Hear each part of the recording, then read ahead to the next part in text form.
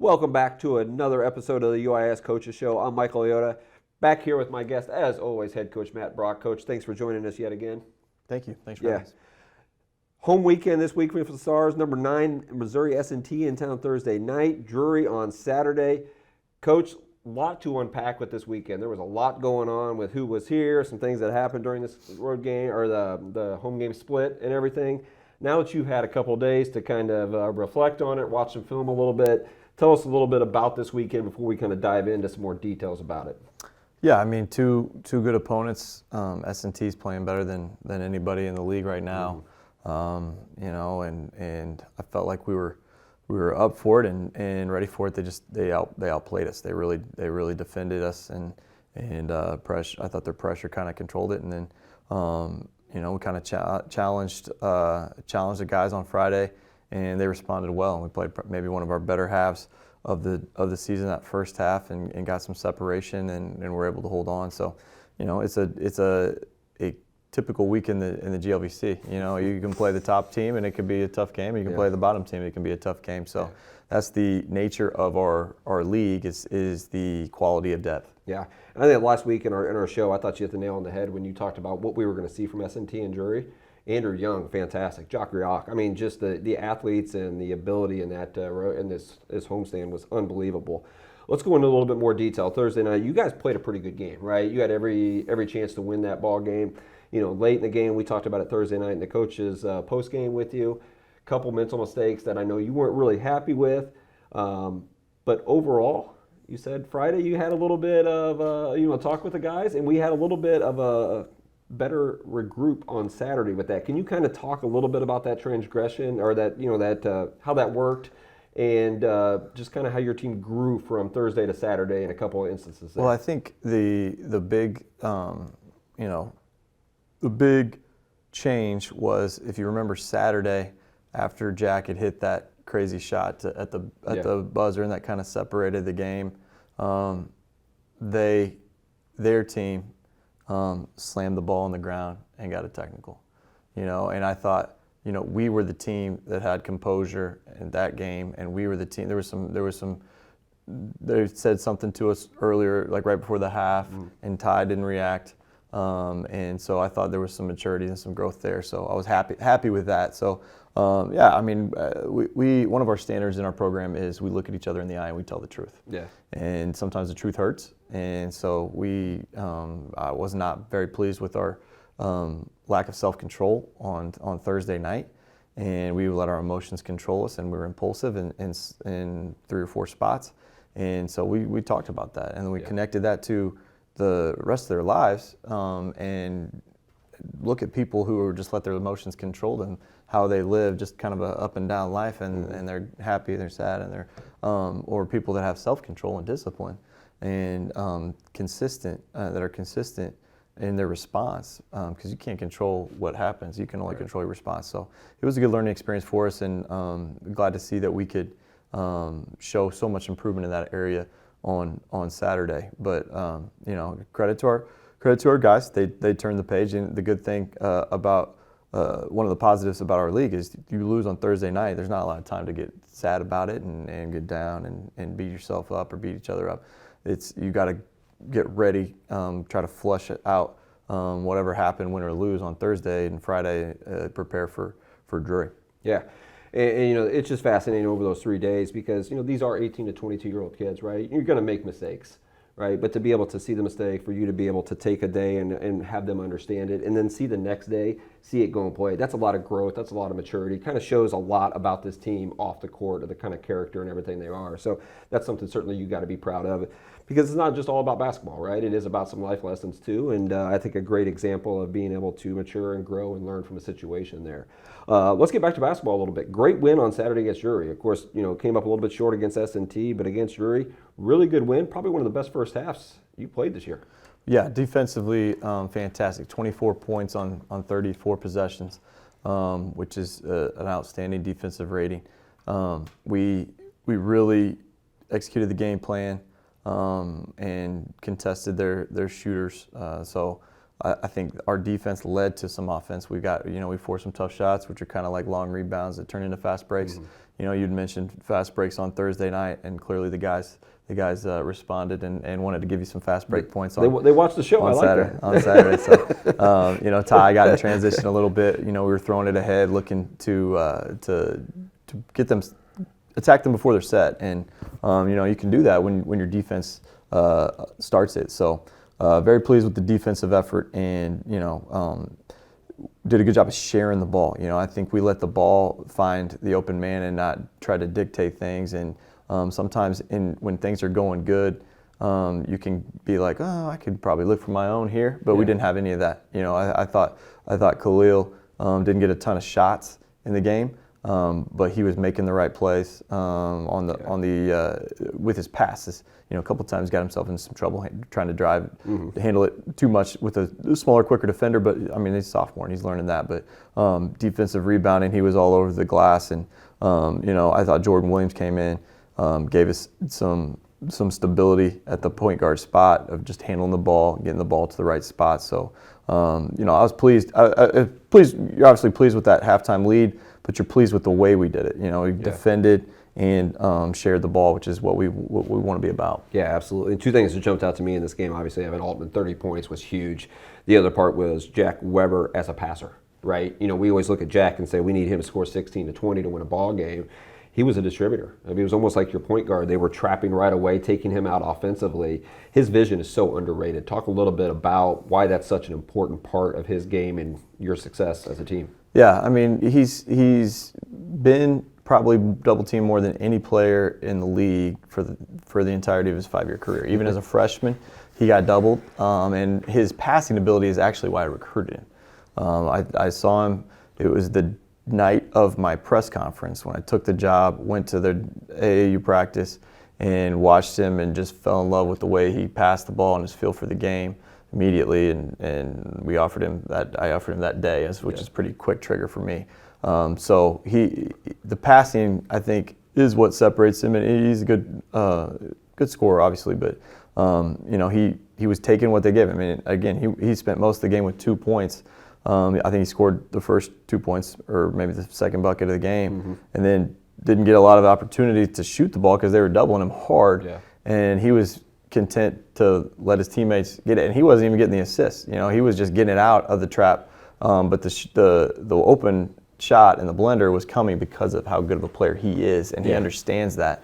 And so I thought he did a fantastic job, and the guys did a good job of spacing for the most part. We had we turned it over a little bit, and we had some situations where we got in some bad spots with trap and didn't come to help each other out enough that we worked on yesterday, and we'll get better at moving forward. But I mean he's pick your poison. He's pick your poison because he's pretty good one-on-one guy, and he's a pretty good passer. Yeah, and not a bad shooter either, right? We had an unbelievable circus shot that he had hit late in the shot clock that kind of sealed it for you guys and getting from it. And I got to ask you, Coach, we talked about Jack Weber for a couple of years now, right? You always tell me Jack Weber's not a shooter. He's not a shooter, right? But I also know, Coach, you're a numbers guy, right? Right now, the numbers in the mid-range are showing Jack Weber should be getting some more shots. Are we going to see some more sets for Jack? What's that going to look like? That kind of shot at that point in the shot clock, I'm all for it. Throw it up there, get everybody back, because it's one shot. A shot is better than no shot, and I was hoping that they would count it as a 3, because that would have been his first career 3-pointer. Oh, really? And he stepped on the line, I guess, and so it was not a 3-pointer. So he's going to still be 0 for 0 from 3, he actually has worked a lot on his shot, and his shot has improved a lot. He actually shot some threes in high school, kind of got his shot into a weird spot before he got to us after his senior year, and we've been working to try to improve it, and he's improved as a free throw shooter, and his jump shots improved. So eventually he's going to be a 3-point shooter. Maybe later this year. Who knows? Certainly, it was a huge shot there. Getting back to some stats, there's one stat that kind of jumped out. I want to ask you a little bit about 3-point field goal percentage, because right now we're leading the league in the GLVC, but we're second to last in attempts. So from that, are we taking enough threes? Are you taking enough 3-pointers? From that, just walk us through a little bit of that dynamic and how that works, and are we taking enough threes per game, do you think, based on those numbers? Definitely aware of it. We were second in the country in three-point percentage last year, led the league, and we've been, I think, maybe 3 of my previous 5 years led the league in three-point percentage. So that's not a surprise for us. We would like to get more threes. We'd like to get more open threes.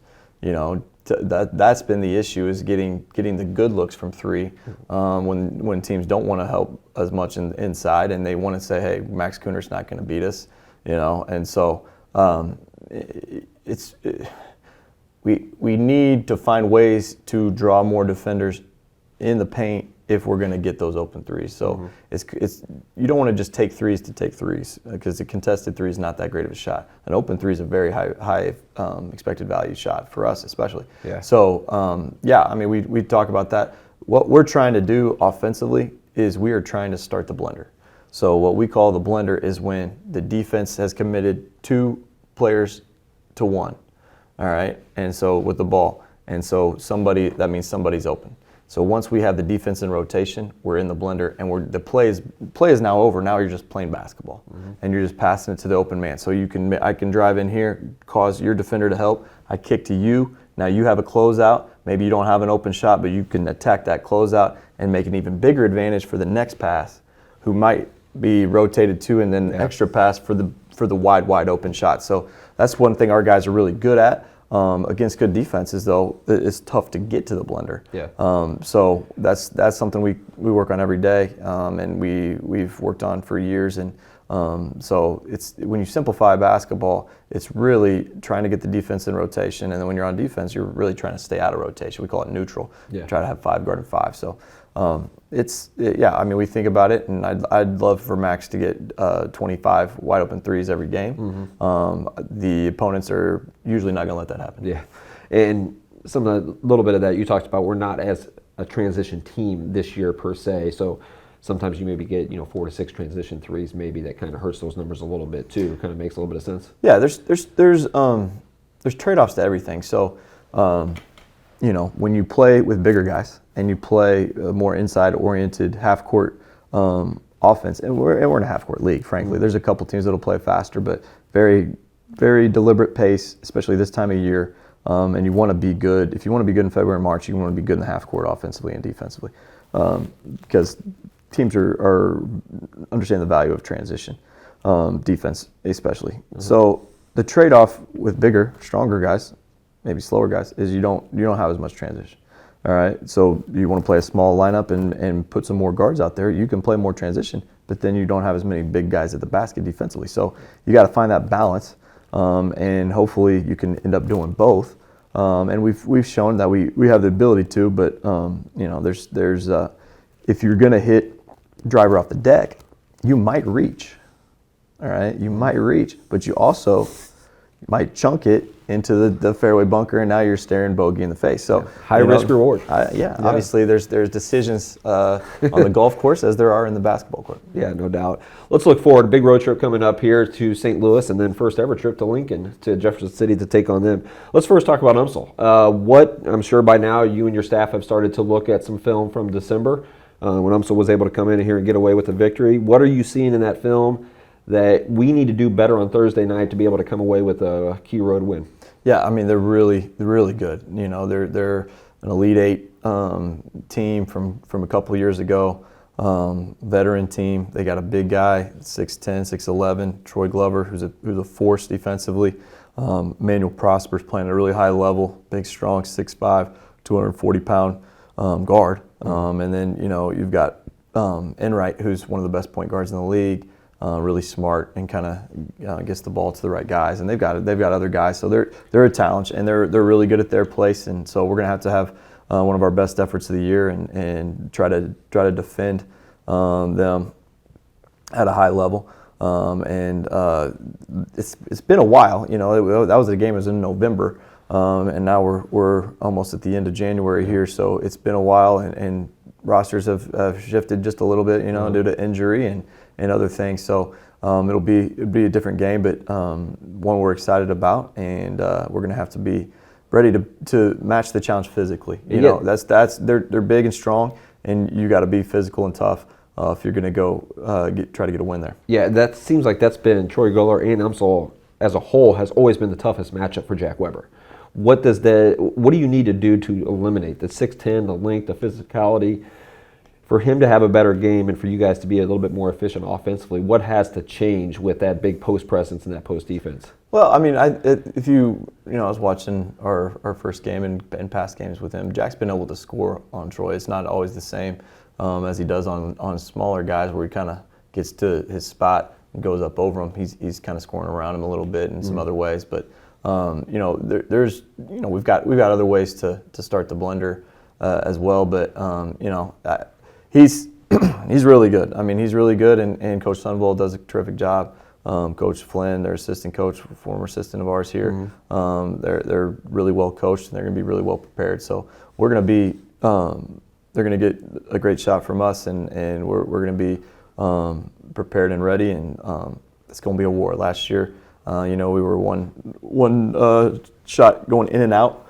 at the buzzer till we lose by 2. We had a 3. Jordan Rice had a 3 that would have, had it gone in, we would have won the game. And so I'm sure it'll be that kind of game, and hopefully at the end we're making the right plays to help us win. Yeah, and you know, we don't know anything about Lincoln. First time that we're seeing them, especially going down to Jefferson City. You look at the scoreboards though, and every week you look at it, and sometimes you say, oh, they beat Lincoln, but then Lincoln beats Lewis. Lincoln beats some of these other teams. So it seems like they've got some talent, a little bit. Consistency maybe has not been great for them, but this looks like a dangerous team. Tell us a little bit about what you know about them. Well, I'm a little more familiar with Lincoln. So they used to be in the MIAA back when I played basketball at Truman, which was in the MIAA. And so even when they were out of the MIAA, we would still play them in the non-conference. Okay. So I've been to Jason Gym many times. It's a hard place to play. It gets loud in there. They're very quick, very athletic, try to pressure you, good defense. Coach Drew's done a terrific job. He's in his second or third year there, I believe. He's actually a Springfield native. Oh, nice. Good guy, and does done a good job there. It's been since they're now president, used to be the men's basketball coach. Now he's the president of the university. They've really kind of got men's basketball going there, and for a long time that athletic program was really good at track. And then everything else was just kind of okay, and they've got men's basketball going there, so they did a good job in their last couple of years in the MIAA, and I knew that they wouldn't miss a beat coming into the GLBC, so it'll be a challenge. You know, it's a tough place to play. I remember when I sat there on the bench, this might have been my sophomore or junior year, and I'm about to listen to my coach during the timeout. A couple baseball guys had empty gallon milk jugs full of pennies, and they were sitting on the front row, and they just started shaking them right by both of my ears, and I could not hear a word that my coach said. So sorry, Coach, if I didn't do what you asked me to do after that timeout, but that was really loud. So hopefully hopefully they're out of pennies. You know, maybe the Treasury's trying to call them back. I don't know if we're going to go to a 2 cent anytime in the future, or maybe even get rid of it altogether and just work on nickels. But it'll be fun. Yeah, sounds like a tough road trip. Sounds like a tough atmosphere going from that. Coach, a lot of great insight today. We appreciate your time. This has been the UIS Coaches Show.